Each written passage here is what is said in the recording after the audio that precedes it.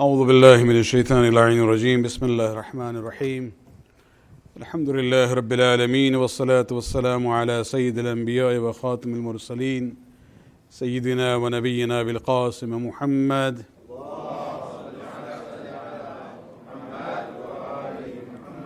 وعلى أهل بيته الطيبين الطاهرين المعصومين واللعنة الدائمة الباقية لأعدائهم من الآن إلى قيام يوم الدين.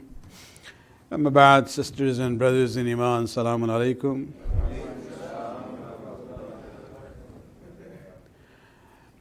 We concluded the tafsir of Surah Al-Talaq on Friday evening, and yesterday in the wiladat of Imam Hassan al-Mujtaba alayhi salatu wassalam.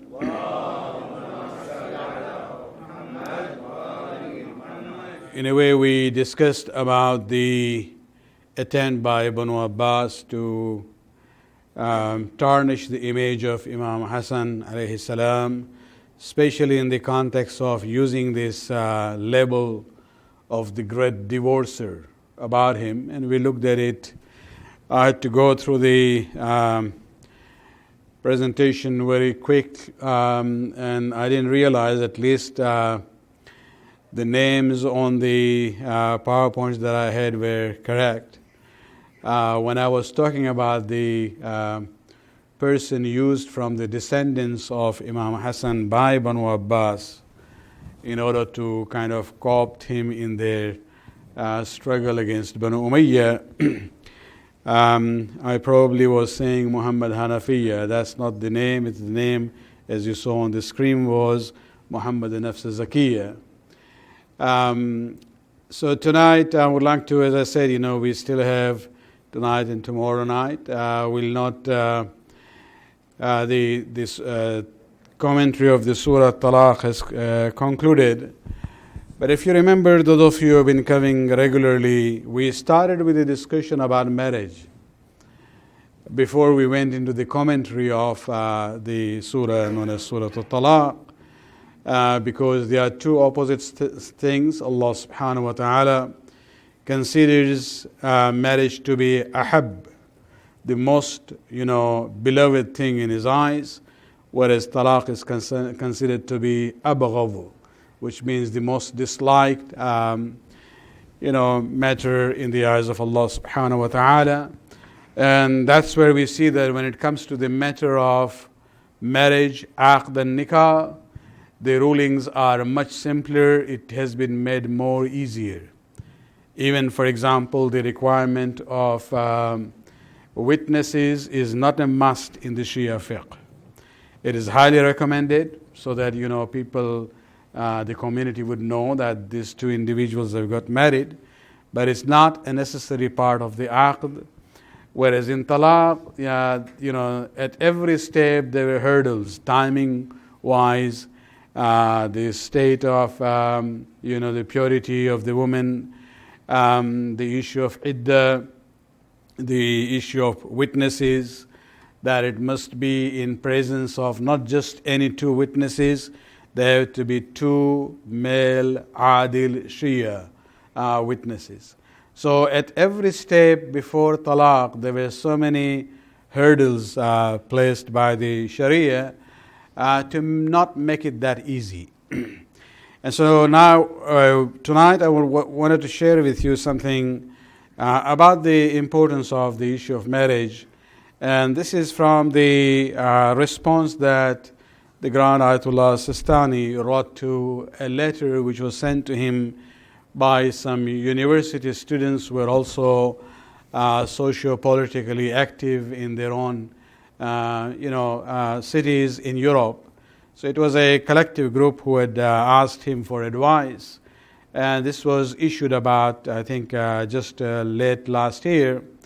And Ayatullah Sistani actually in that lengthy response to these university students mentioned 8 things in there. Everything to do with the akhlaq and aqidah, how to maintain your aqidah and belief system, to the issue of importance of excelling in your studies, in a very detailed manner. And some of those excerpts I have presented in different speeches at different, especially at the JCC. I wanted to go through the fifth advice that Ayatullah Sistani has given about the issue of marriage, because that ties in with the theme that we had been discussing on this tafsir of Surah Al-Talaq. And, maybe tomorrow we'll go to a different theme from that response of the Grand Ayatollah Sistani. Number 5, he says, try to start a family by getting married and procreating without any delay. This is an issue that these days, if you look at the Western world, the issue of marriage is being delayed further in life. It is not wrong to say that these days the trend is that people get married in 30s. And the whole understanding is that we would like to first settle down and have a kind of a financial stability before we get into marriage. The problem is that the age of getting married is being extended, but the biological clock is not being slowed. It still moves at its own pace. Whether it is the issue of a first child born to a woman before 30 or after 30, the medical science says there are issues there. It becomes more difficult. The issue of the challenges as far as the urge and the desires, which are still there. That is there the way it was before. Rather, I would say the desire actually now among young people comes even earlier than the 2 generations back. And so, this is where Islam has been emphasizing from very beginning, and even now, that when it comes to the issue of getting married, there is no issue of getting, settled down and financially secure. What is the fun in having everything ready and then starting a marriage life? Why not start with a very, basic life where both help one another in building their financial, foundation? That's where they will learn how to live with challenges, so that down the line in their life after 20 years, things might not always be same. So if they go through difficulties again, they can always remember their early days, that we have gone through it and we will, go through this phase once more. And therefore, Islam doesn't even, believe in this issue that poverty, so-called, be a barrier in marriage. So the Sayyid goes on to say, having a family is a source of pleasure and affability, a motive for hard work. Many people you see, they are not responsible. Get them married and you will see. There will be a sudden change, because now you put them in a position of responsibility.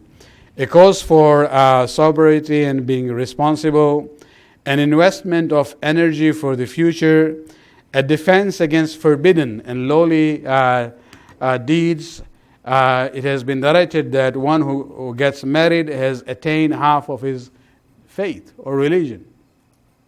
And so, there are all benefits as far as the issue of marriage is concerned.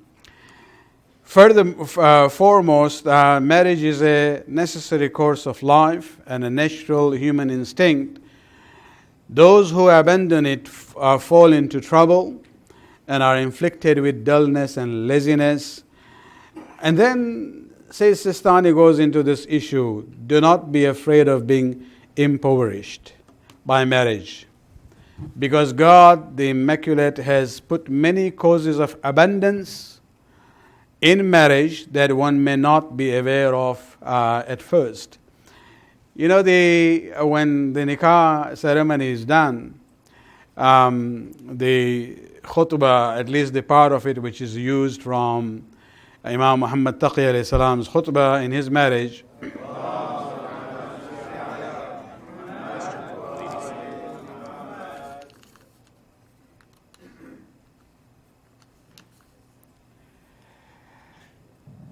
In that khutbah, an ayat is recited, and the ayat actually says, وَعَنْكِهُ الْأَيَامَ مِنْكُمْ وَالصَّالِحِينَ مِنْ عِبَادِكُمْ وَإِمَائِكُمْ. If you remember, on first day we had talked about this ayat, وَعَنْكِهُ. It could have been in Arabic language, وَانْكِهُ, means you get married. But the words are وَأَنْكِهُ, which means you, the parents or the relatives or the elders, you have to get the single ones among you married. And so this is the whole issue where I talked about the importance of matchmaking, as a very virtuous deed in Islam. And so in that ayat it says, so get the good ones, the single ones, the men and the women among you, get them married. إِن يَكُونُوا فَقَرَاء يُغْنِيهُمُ اللَّهُ مِنْ فَضْلِهِ. If they are poor, or not necessarily poor, but they are in need, Allah will make them free from need out of His grace. وَاللَّهُ وَاسِعٌ عَلِيمٌ. Allah is ample, giving, and He is all aware. In this ayat, actually, we have a hadith from the Imams where they say that if somebody delays marriage because of the fear of poverty, he actually is not trusting the promise of Allah subhanahu wa ta'ala. The word used in a hadith is, he has su'u zan, means he has suspicious thoughts about Allah. Because on the one hand, Allah subhanahu wa ta'ala says, in yakunu faqara yughnihum Allahu min fadlih. And so, to be in a state where you don't have a complete, financial foundation before you start marriage is not an excuse acceptable from Islamic point of view. Many times Allah subhanahu wa ta'ala might have put somebody's, a man's livelihood conditioned to his wife. So until he marries, he's not going to get what he's supposed to get. And we don't know. And there's no guarantee. And there's no istikhara for that either. Then Ayatullah Sistani goes on to talk about, especially addressing the men. Of course, it goes on the other side also. We'll talk about it. Where he says, also pay attention to the character of the woman you want to marry, and to her piety and discipline. Do not be occupied with evaluating her beauty, her appearance, and her job, because those traits are a veil that may be removed when life reveals its hardships. A marriage based on just, the looks of one another. A marriage based on just the wealth of one another. It doesn't have a strong foundation. After, maybe a couple of decades, if they have problems, the wealth is gone, their marriage will go down because that was the basis of that marriage. Beauty is actually in the eyes of the beholder, because the beauty is not going to stay same when you become 60, 70 years. Still, you have to have that sense of, considering one another to be beautiful or handsome. But that is because when you don't look at the appearance of things, you look at the character of the person. We have a hadith from Imam Ja'far as-Sadiq alayhi salatu wasalam.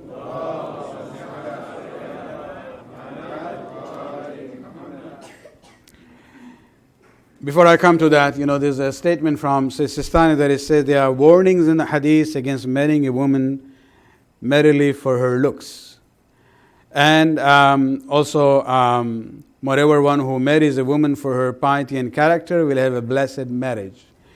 The hadith that I wanted to quote here is the hadith where the Imam says, إذا تزوج الرجل المرأة لجمالها أو مالها. If a person marries a woman because of her physical beauty and her wealth, وكل إلى ذلك, Allah subhanahu wa ta'ala will not interfere. He'll let that marriage take place. But then Allah subhanahu wa ta'ala will leave that person with the beauty and the mal, nothing else. وَإِذَا تَزَوَّجَهَا لَدِينِهَا. But if a person marries a woman because of her faith, because of her character, because of her piety and deen, رَزَقَهُ اللَّهُ الْجَمَالِ وَالْمَالِ. Allah subhanahu wa ta'ala will give wealth as well as beauty. You know, in probably even in Gujarati you might have this, where they say, you know, शादी के बाद, you know, इसकी खूबसूरती निखर के आ गई. It is the same person, the same man or the woman, but after marriage you see a kind of a nur on their face. And then you say it seems there is some transformation which has taken place. This is how Allah subhanahu wa ta'ala mysteriously works in our life. So He says, if the marriage was based on deen, not on mal and jamal, then Allah subhanahu wa ta'ala will give both mal and jamal also. But if it is only for mal and jamal, He will leave them the way they are. And many times the people, you know, who are getting married on that basis, they would have the jamal, but they are going to suffer because of bad akhlaqi. And so these are the ahadith that we have from the imams on that issue. Continuing on with the statement from Ayatullah Sistani, as I said, this is the 5th of the 8 points that he wrote for the youths in Europe. Then he talks about the issue of job versus marriage, especially for women. Let young unmarried women and their guardians not favor getting a job over starting a family, because marriage is a necessary course of life while a job is more of a complement to it. It is not wise to abandon the former for the sake of the latter. Those who do not understand this principle will regret it later in life, when regret is of no use. Life's experiences attest to this. And it's a reality. And this is where the issue of, early marriage has been emphasized. Do not prolong it for different kinds of excuse. Allah subhanahu wa ta'ala, if you trust Him, have tawakkul on Him, He is going to provide and help.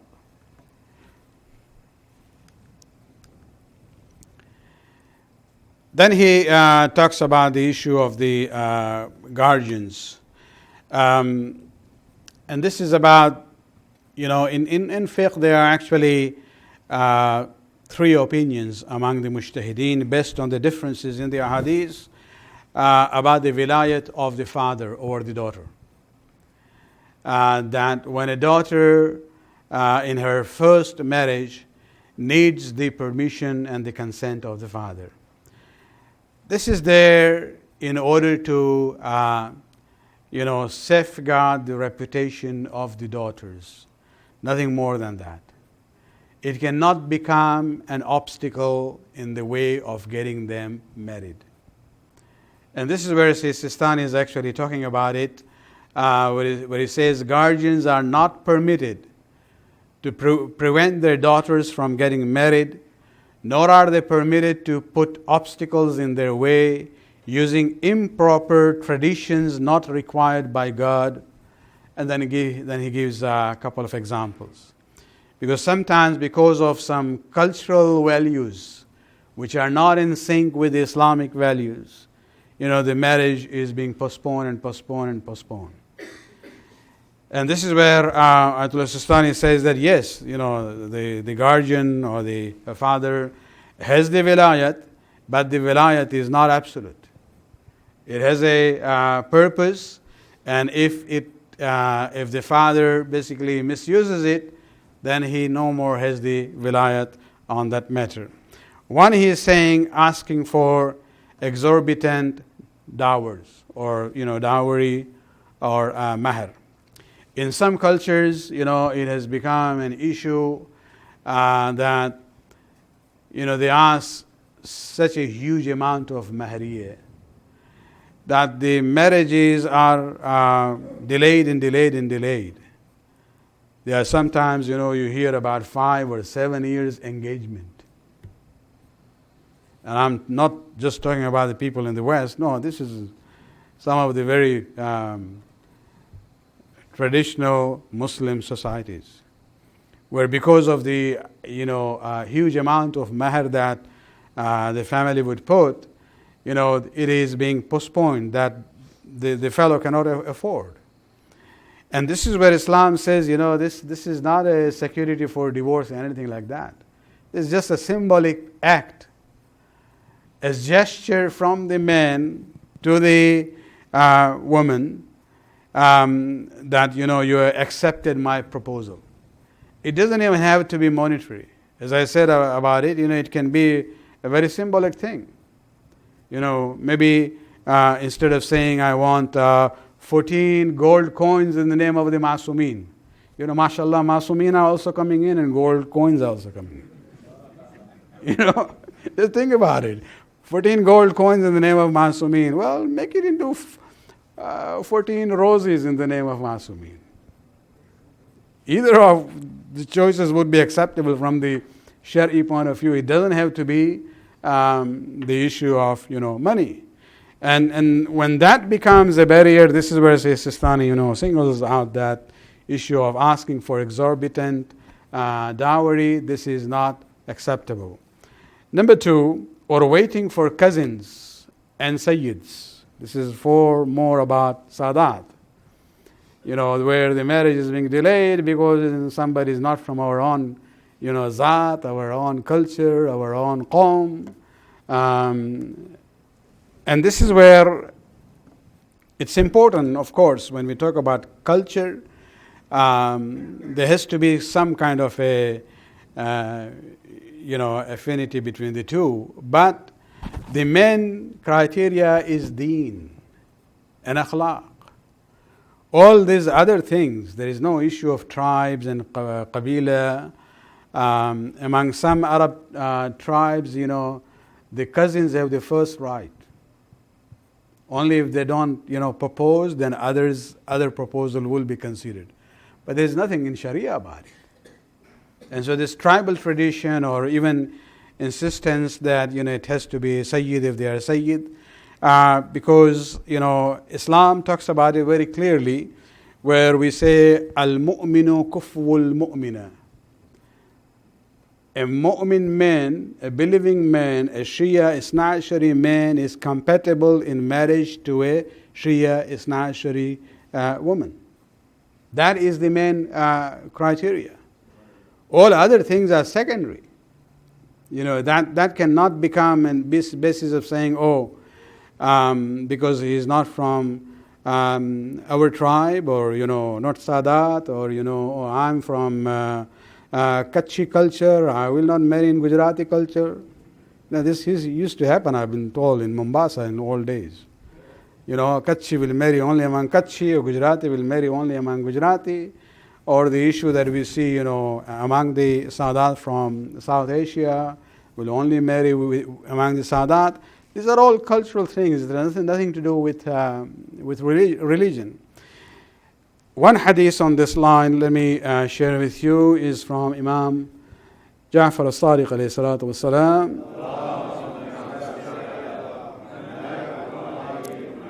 He talks about the story of the marriage of Miqdad bin Aswad. Miqdad is the famous companion of Rasulullah sallallahu alayhi wa sallam. He was an Arab, but not from Quraysh, not from the Hijaz area. He was a Yemeni Arab, and he didn't come from a very affluent background. And the sixth Imam says that the Prophet got him married to Dhaba'a bint Zubair bin Abdul Muttalib. And so basically she's the first cousin of Rasulullah and Ali alayhi salatu wasalam.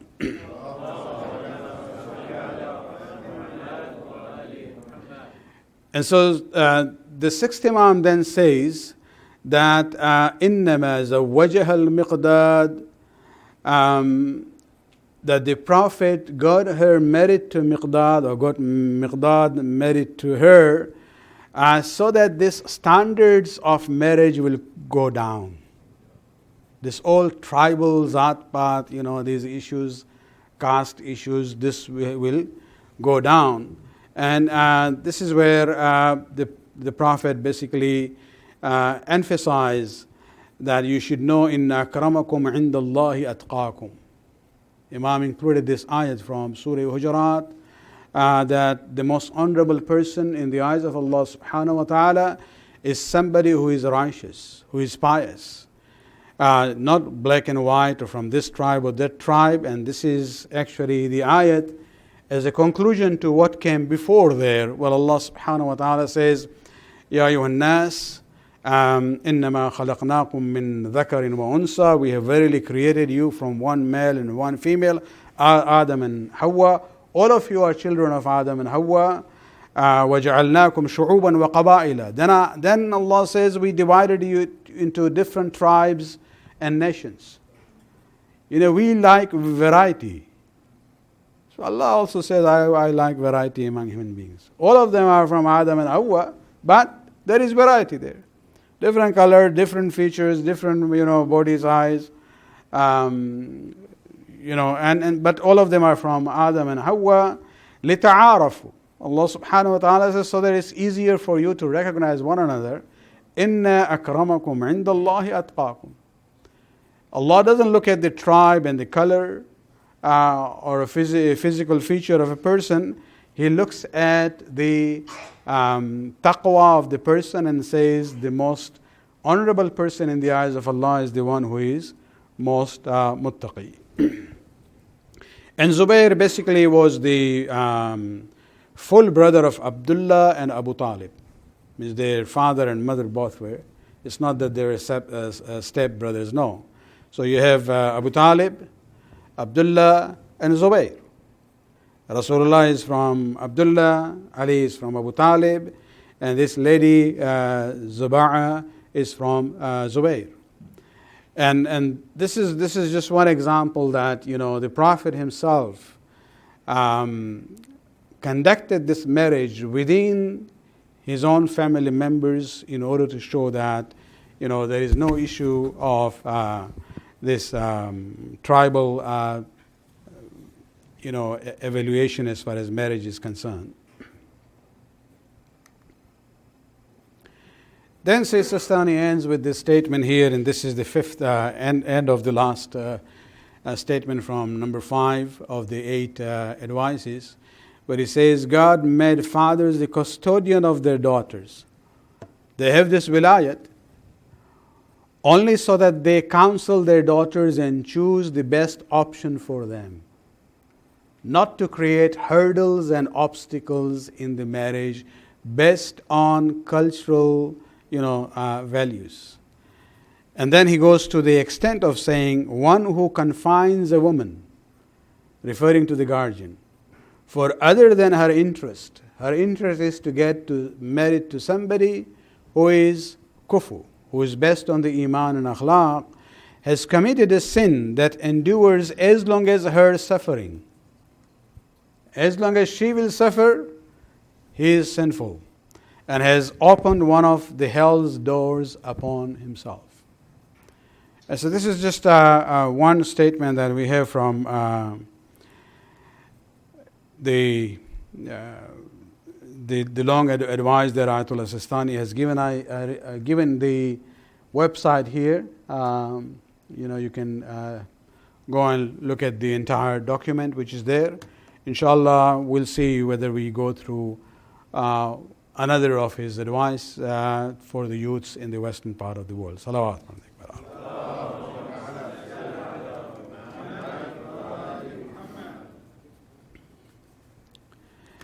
I have a question here from the ladies' side about the issue of multiple marriages, where a man can have a second wife.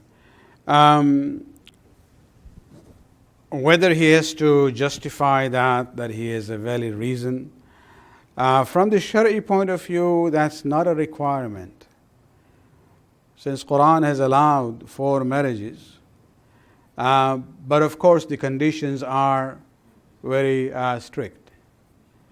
And that is that he has responsibility of nan and nafaqa, as we call it, to provide maintenance to both in the adequate manner. And if a person cannot do that, then he should not get into that kind of a situation. Of course, you cannot divide, low into half and half. So that's not a requirement. But the issue is that time-wise, maintenance-wise, those are the main conditions. Now, remember, Islam has allowed that issue of multiple marriage. In a sense that before Islam, there was no limitation of how many wives a man can have. And this is not an Islamic issue. If you look at the Bible, you have the example of David, you have the example of Solomon, you have the example of Abraham. All of them have multiple wives. Before Islam, this was common among revealed religions and other nations, and there was no limitation. Islam came and put actually a limitation there that you can only have 4 wives. But it's not easy to do that. And I said it, 2-3 times that yes, Rasulullah had 9 wives. His issue was like exemption to the rule. But to maintain multiple wives, you need that sabr that Rasulullah sallallahu alaihi wasallam had. When the non-Muslim groups come for a visit to the Jafri Center, one of the questions is about these 4 marriages. And they say, is it true that Muslim men have many, many wives? And my response is that, Islam has allowed it. But it doesn't mean that on a practical level, Muslim men marry many, many wives. 99.99% of the Muslim men are not that fortunate. There are very, very few who have that. And, and among them also, whether or they are able to maintain their peaceful life, I don't know. And that's where, if you remember, we had this marriage contract, we talked about it, that we have on our website also. One of the conditions there is where the husband gives the irrevocable authority to the wife to get herself divorced in, about 4 or 5 cases. The very first one was that if he marries a second wife, which is not a legal thing in Canada, but if he does a religious marriage with a second wife without the consent of the first one, then she has a right to remove herself from that triangle relationship. The reason why we have done it is because you cannot put any condition in a marriage contract which would be against the Quran or the Sharia. Quran has allowed it, so you cannot say, okay, you will not marry a second wife. You still have that permission, but if you want to marry a second wife without even asking me, then I have a way out. And I don't even need your permission there because the authorization is irrevocable, it's given. And this is where, sometimes, yes, in some Muslim countries, the governments have realized that this is becoming, not in all cases, but there are cases where this law is being misused of the multiple marriage. And so in places like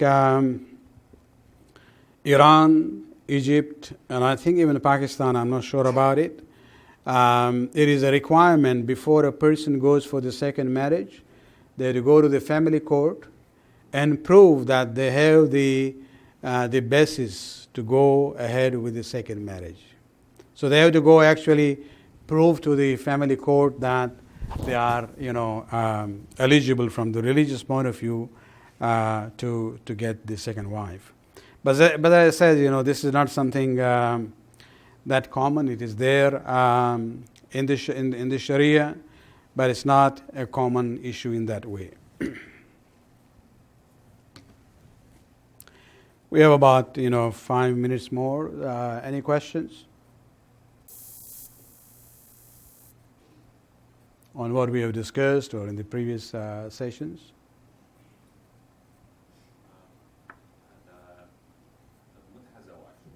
Yeah. Has the same, what they call it, areas of, read that. And what nafaqa goes the same? When it comes to the issue of, yeah, I'm coming to that. When it comes to the question of mut'a marriage, he's talking about the idda and the maintenance issue.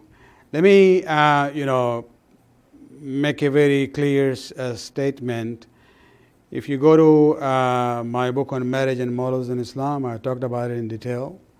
Number one, mut'a marriage is not supposed to be the norm.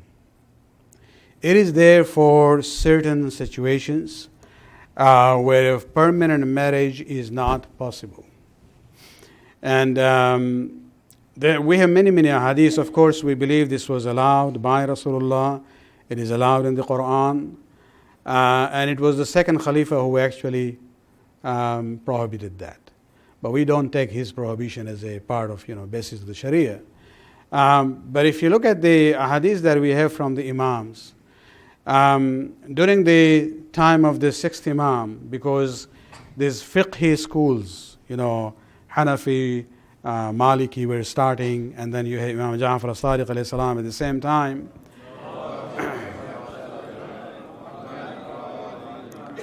And so there was a strong denial from the Sunni schools against mut'a.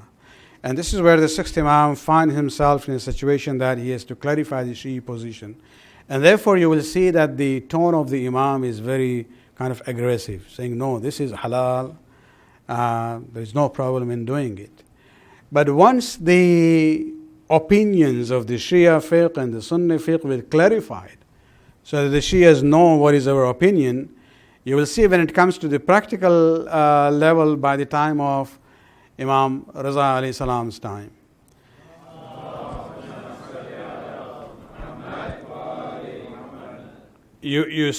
Or even the seventh Imam before him, you will see a person like Ali bin Yaqteen, a prominent Shia member of the community, close to the Imams, and he was also a minister in Abbasid Khilafat, in Taqiyya, of course.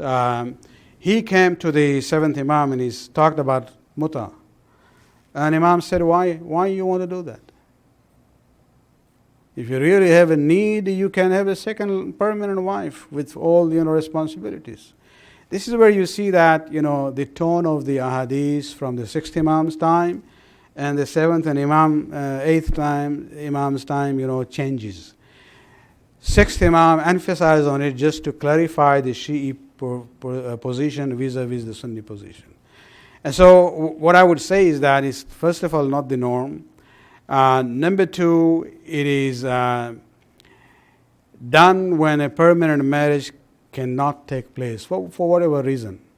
It was interestingly to see that there was an article, I think a year ago, from some of the university students in Ottawa talking about this issue, that before going into a full-fledged civil marriage with all its implications, why can't we have a kind of an agreement so that we can see whether we can live together or not, and before we go into a permanent. And I was saying they don't know anything about mut'a. But what they were talking about was the muta system that we have.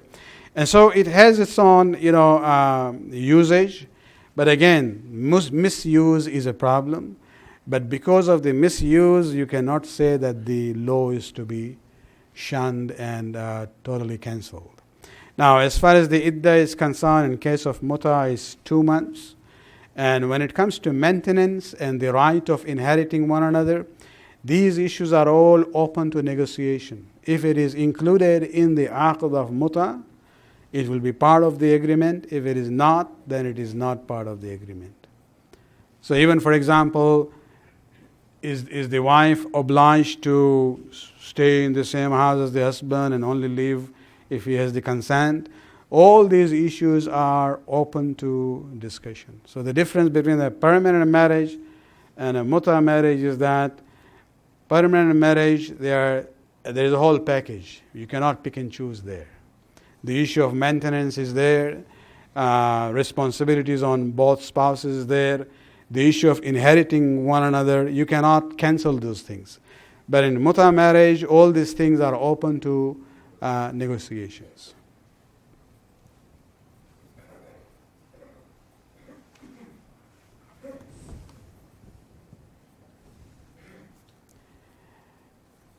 Let me end with a historical remark about it. If you ever have, your Sunni friends who argue about about the Shia stand on muta, just tell them what the Saudis do, known as misyar.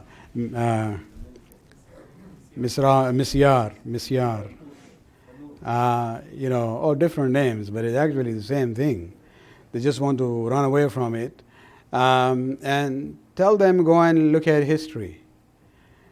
Abdullah bin Zubayr, a prominent figure in Ahl Sunnah wal Jama'ah, was a child of a muta marriage between Zubayr and daughter of the first Khalifa.